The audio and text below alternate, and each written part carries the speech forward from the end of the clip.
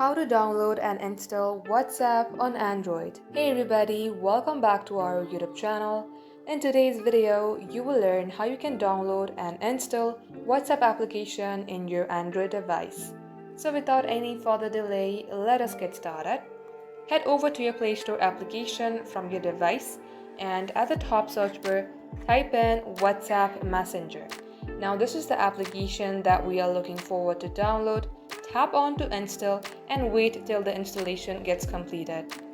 Now tap on open once you have installed your app.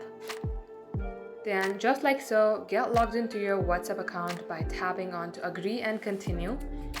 And this is how you can download and install WhatsApp in your Android device. That wraps up today's tutorial. Thank you for watching the video till the very end. In case it had helped you in any ways, then make sure to like and subscribe. We will get back to you soon with more tutorials like this.